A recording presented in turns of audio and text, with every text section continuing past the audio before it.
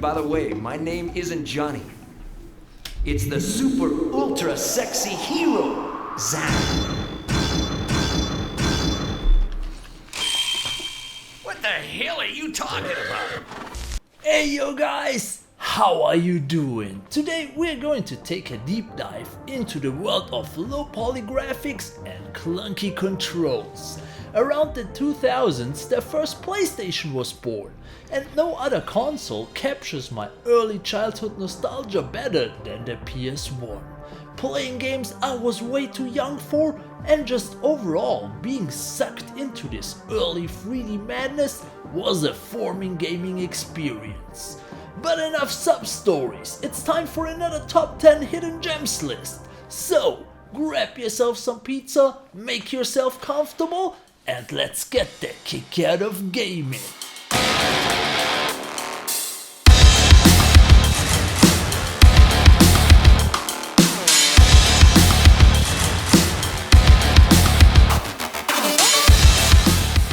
During the lifespan of the PlayStation 1, there was such an onslaught of games for the system that many good titles got completely overlooked.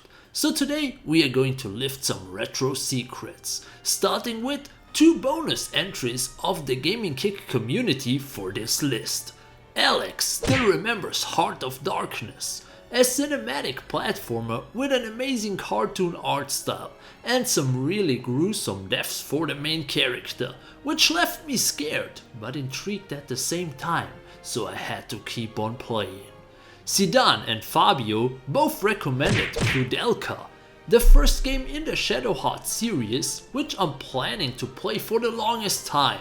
While I'm not the biggest fan of round-based RPGs, the survival horror style and interesting looking story are what draws me into these games. Might have to finally give it a try. Thanks for the awesome recommendations, my dudes! And if you want your favorite PlayStation 1 hidden gem discussed in a future video, make sure to drop a comment down below. And kick the like button while you're at it. And perhaps tell your mom about me. Except, she probably already watched this video, if she knows good content. And with that said, let's kick off this list with a dark and gritty, edgy early 2000s PlayStation 1 hidden gem that kickstarted the whole franchise. Blood Omen, Legacy of Kain. Like most PlayStation kiddies, my Blood Omen journey started with Soul Reaver, which introduced me to a dark and gothic world of vampiric action horror. And years later, I finally laid my undead gamer hands on a copy of its predecessor, Blood Omen. In this top-down RPG origin story, the amazing ambience, well-developed characters and epic story are still shining through. Blood Omen set the groundwork for one of the greatest stories ever told in video game history. Kain's first adventure has an epic feel to it, letting us travel through the dark and unforgiving world of Nosgoth, where vampires reign supreme and most humans are just meat for them. At the time, playing as an anti-hero was not very common, but what really hit home for me was the atmosphere. Listening to the spooky soundtrack, exploring a dying world while maul goons in many creative ways, or keep them barely alive for a vampiric health boost. This was a real pleasure for my mortal flesh. But it's not all sunshine and rainbows in Blood Omen.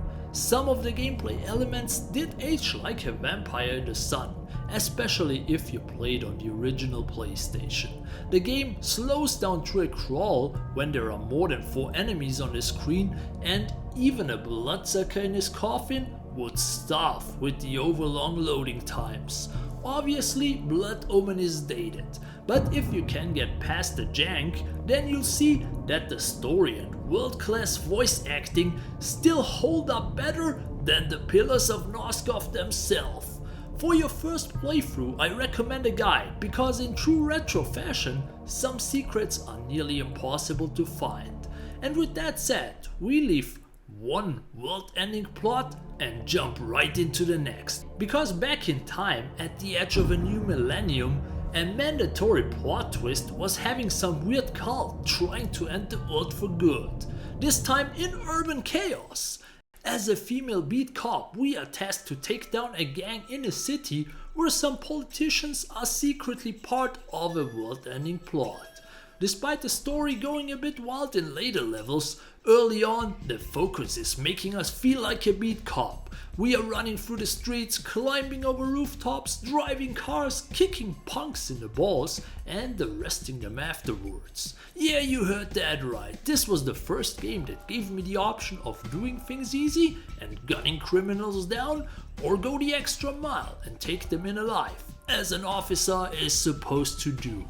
Thanks to that, Urban Chaos has a ton of gameplay variety. The levels still look surprisingly detailed. Heck, even the main menu changes as we move through the story, with seasonal and weather effects to represent passing time, which I always thought was a really neat detail. Urban Chaos is a classic, way ahead of its time, that didn't receive the attention it deserved. So if you want to experience GTA 3 2 years before GTA 3 released, well, now you can.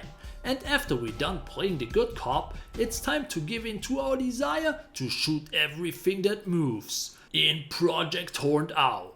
In the futuristic metro city, we control one of two police officers working for the Horned Owl Special Police Unit, who are trying to take down a well-founded terrorist organization known as Metallica, who got sick of all the people stealing their music on Napster. It pushed them so far into Zanyville that they started building giant flying fortresses and terrorized civilians. Not the best way to run your business, I would argue, but what do I know? And to be honest, it gives us the perfect reason to hunt these goons down. So it's time to jump into our giant police mechs and fight fire with fire by blasting those perpetrators. For a simple light gun shooter, Project Horned Owl has a few gameplay highlights as well, including some nicely detailed and destroyable environment and some diverse and lengthy missions. The screen gets a bit crowded in later levels, so I highly recommend to get a couch co-op partner and rely heavily on the charged shot in your efforts to make Tokyo safe again.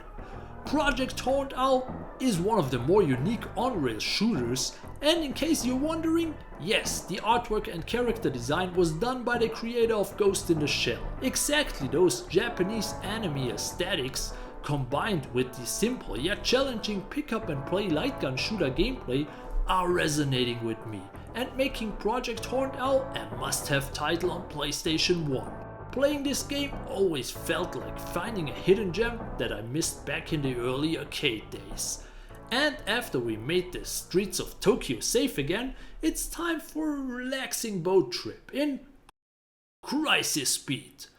After we bought our ticket for this cruise ship, we noticed that something is off with the new entertainment. Unlucky for them goons, we are ready to bust them. Alone or with a couch co-op buddy in this 2-hour-long classic beat 'em up by punching, throwing and kicking those goons off the railing. When it comes to the story, Crisis Speed is basically Die Hard on a boat. It's even set on Christmas, with the generic Hans Gruber lookalike and his henchmen trying to take over the boat and blast it. To stop them, we can choose between 4 characters, which are following 2 different sets of levels. I have to admit that originality is not one of Crisis Speed's strongest points, but if you're an absolute beat 'em up fan like I am, then you have to check it out and prepare yourself for a freaking good time. So, after we're done bringing law and order to the restless seas, it's time to bring some justice to feudal Japan in Ninja Shadow of Darkness. Okay, saying that ninjas were the police force in the old days is a bit of a stretch, but I really wanted to talk about the low poly PSX version of Ninja Gaiden Black. And similar to the Ultimate Ninja's Adventure, this is one of the hardest games on the system. The game itself is pretty short, but damn challenging. As a young ninja, we are traveling home from a long journey only to find out that we suffered the tragic fate of every video game ninja. Demons have killed our family and fellow ninjas. So it's our duty to embark on an epic quest to avenge them by beating up every goon that enters the screen. Plus there are traps and pitfalls just waiting in every level to turn us into shredded ninja. Ninja Shadow of Darkness has a few save points in every level, but it's still a bit too difficult at times. And for those times, there is the magic of cheat codes. Thanks to those, I was able to finish this epic quest. And I suggest that if you struggle with this game, you look them up too. So, after 5 games of non-stop, unapologetic action, it's time to kick back and do some old school detective work on one of the legendary X-Files in X-Files the Game. If you've grown up in the 90s and share my love for government conspiracy theories and aliens, then you probably watched all 11 seasons of the X-Files as well. But now it's time to take matters into your own hands, or own controller, by pointing and clicking into live action game backgrounds to find our favorite FBI agents who are MIA. At first I wasn't a fan of this setup. Not playing as Mulder and Scully and instead being the new guy tasked to find them and solving the mystery around their disappearance wasn't my favorite plot device. But after the first hour, I was hooked. The gameplay is simple and intuitive, as with most point and click games. Sometimes you immediately find what you're looking for, and sometimes you have to do the good old FBI special technique of clicking the whole screen till you find the needed clue by accident. While the gameplay is nothing special, the story is engaging and will keep you glued to your old TV screen. It feels, no, it actually is a missing episode of the X-Files. So don't miss out on this PS1 exclusive hidden gem. As they say, the truth is out there.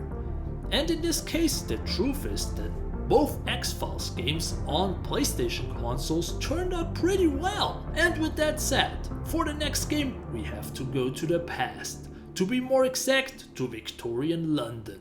And it's going to be a bloody mess in Nightmare Creatures. Not sure if this game counts as a hidden gem, since we at least had 3 demo discs with this game on it. And short off topic, one of these demos had a different weapon set, a saw blade which could be attached to our staff, where we could easily cut our enemies apart. And we used to play this demo all the time. I mean, the amazing atmosphere really sucks you in. Foggy Victorian London, cemeteries, freaking zombies coming out of their graves, and werewolves lurking in every corner. It was the must-play spooky hack and slash on PlayStation 1. In this button-mashing mayhem, we are set out to vanquish an evil scientist bent on turning the world into a fiend-infested death trap. As one of 2 tough-ass characters, we can unleash hell on some grotesque and horrifying monsters. Like most early 3D action games, our biggest foe is often the camera, which is all over the place and not really focused on the action sometimes. This adds to the difficulty, which spikes in later levels. But overall, you can easily overlook those minor flaws because the atmosphere of Nightmare Creatures is as thick as the lazy fog which hangs just above the stone streets of London.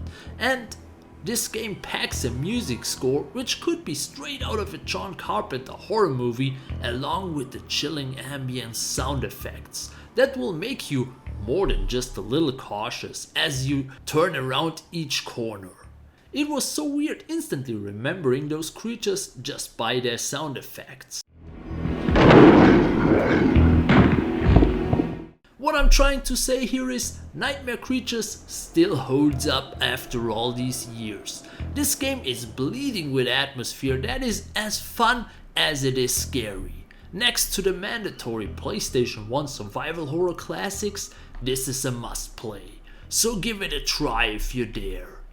So we continue after a short break.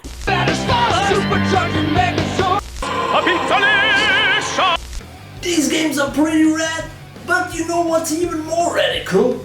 Joining the Gaming Kick Dojo here on YouTube. Not only are you seeing all videos earlier than everyone else, As an official Gaming Kick Dojo member, you get exclusive behind the scenes material and community posts. All that and many more features for just $4.99, so make sure you get the extra kick in gaming. And now on with the program and the next game on this list, Dragon Valor. In this hack and slash, we start our journey as Clovis, who swears to avenge the death of his sister and kill the dragon responsible for it. So we are set on a generation-spanning medieval fantasy story. Yep, you heard that right. Rather than tell a story of one goofy-ass named character, Dragon Valor has a whole family tree of main characters. This is the highlight of this game for sure, with tons of branching paths and different storylines to explore. And here is a small tip for your first playthrough: ignore this door and do not save the princess. Because after you defeat the first dragon, you will leave the lands and go on a swashbuckling adventure. But if you can't help yourself and really want to meet the princess, you become king, and after defeating the first dragon boss, the story takes a more D&D style turn.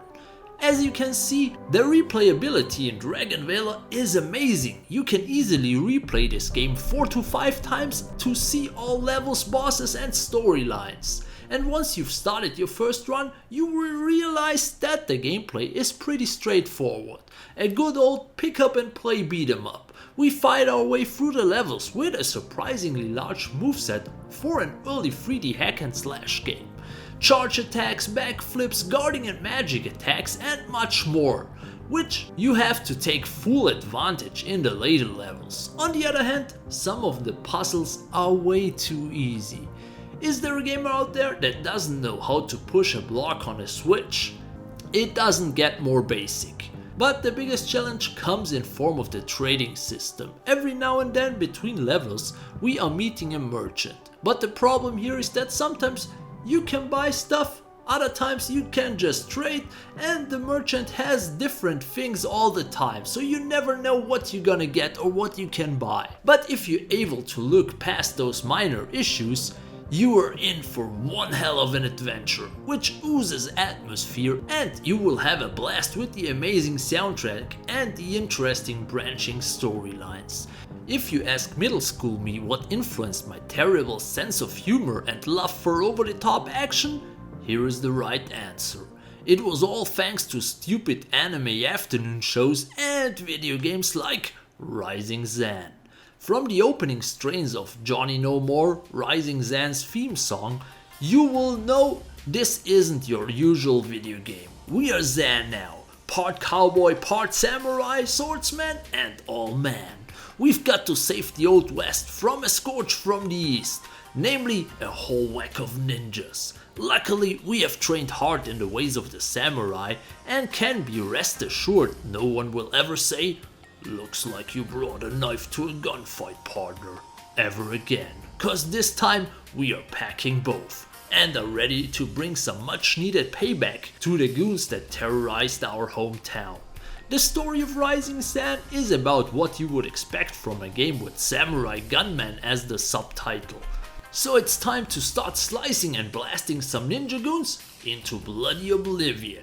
We proceed through enemies and challenges in each level to eventually reach a boss at the end of it, who we then battle in some form of specialized combat or pattern. Once the boss is defeated, it's time to unleash as much punishment on this foe in 30 seconds as we can. Some of these quicktime events didn't age too well, but overall, Rising Zan, the Samurai Gunman, has a good blend of comedy and action. The game never takes itself too seriously and is just the right kind of stupid. The quirky humor and cheesy dialogue makes playing through Rising Zan a freaking blast. And the combos are still fun to mess with. For something that was made over 20 years ago, this is still an absolute must play. And with that said, we have reached the final place on this list. A game that also can easily stand the test of time, Silent Bomber. Silent Bomber is an explosive arcade-style action game in every sense of the word. From the story to the unique style of gameplay, we play as the most savage and edgy 2000s main character ever, Utah, a silver-haired bioengineered soldier recently released from prison after serving some time for the war crimes we committed during the tutorial mission. Now we are part of a suicide-covered military operation to board a spaceship armed with a super weapon, hellbent on destroying our home planet, so the stakes are high and we are ready to let hell break loose. The gameplay of Silent Bomber is similar to top-down arcade run guns, but there is a major difference in our primary method of attacking. We can only place bombs and detonate them. But that won't stop us from delivering some space justice. As the name implies, Silent Bomber provides plenty of big explosions and mindless fun. What this entails is 14 stages of running around sci-fi environments and blowing things up. Of course, we'll be under constant enemy assault as we do so, but we succeed in fending them off because Silent Bomber is built around one of the tightest controls I've seen in a PlayStation 1 game. Movement and the accurate placing of bombs soon become second nature, and the sheer number of on-screen goons keeps this game moving forward into infinity and beyond. Of course, no fast action game would be complete without bosses, and Silent Bomber doesn't disappoint. There are large robots which need to be taken out leg by leg, persistent mech piloting enemies, and all manner of other deadly goons to beat. This is one of the best PlayStation 1 hidden gems out there. If you haven't tried it yet, I implore you do so. And that's it. These are my top 10 PlayStation 1 hidden gems. And while I did research for this video, I uncovered a few new gems as well, and I can't wait to share them in one of my next videos with you guys. But until then, feel free to drop me your favorite hidden PS1 gem in the comments down below. And as always, if you enjoyed this video, kick the like button, sharing is caring, and subscribe. But most importantly, have a great day and get the kick out of gaming. Now look here! We had our hands full shaking off enemy units in a ship that's shot full of holes! All I want from you is a status report, not a sob story.